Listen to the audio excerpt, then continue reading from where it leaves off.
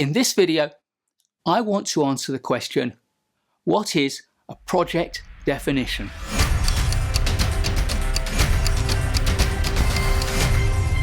Quite simply, your project definition tells you what your project is and what it is not. There are three fundamental components to your project definition, all of which we've covered in previous videos in this series. The first is the goal that answers the question, what do we want? Second, our objectives that answer the question, how do we want it? And finally, the scope, which answers the question, how much of it do we want? And of course, any good project definition will include not just a statement of what is in scope, but of what is out of scope, our exclusions. And we gather our project definition in what is sometimes known as a project definition document, an outline project initiation document, or a project terms of reference. Those three things, the goal, the objectives, and the scope, are fundamental to our project definition, but often we need more basic information to fill out a good, effective project definition. So let's take a brief look at some of the other elements that find their way into a good project definition. So first in our list are key deliverables, what it is we expect to produce.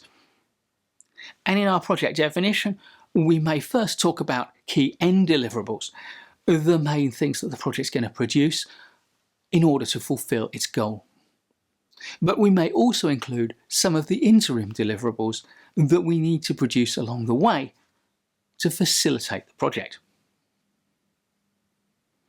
Second, we may also want to talk about dependencies, links between our project and other things that are going on in the organisation, other projects, other activities, business as usual operations.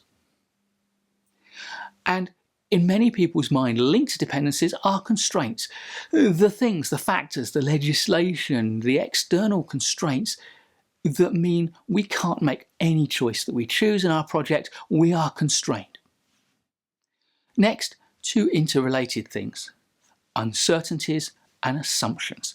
Uncertainties are the things that we don't know, and assumptions are how we fill the gaps in our knowledge temporarily. And there is nothing wrong with making assumptions, particularly at the definition stage of our project, but what they tell us is that we need to clear up the uncertainties and validate our assumptions. Linked to uncertainties and assumptions are risks. You can think of them as three sides of the same coin, if you like. Uncertainty, we don't know how much budget we've got. Assumption, we've got $100,000 to spend. Risk, we may not have enough money to cover the full costs of our project and to deliver the full scope of work. Next, key stakeholders.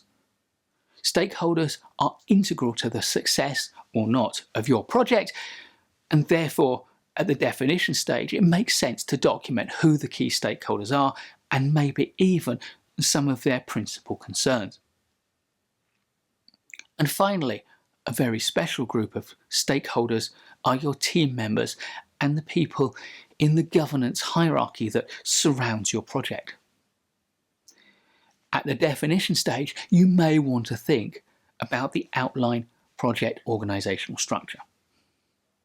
So your project definition, it tells you what your project is, it tells you what your project is not, and it sets a framework within which you can determine whether your project makes good business sense and therefore whether it makes sense to go forward and to plan in detail.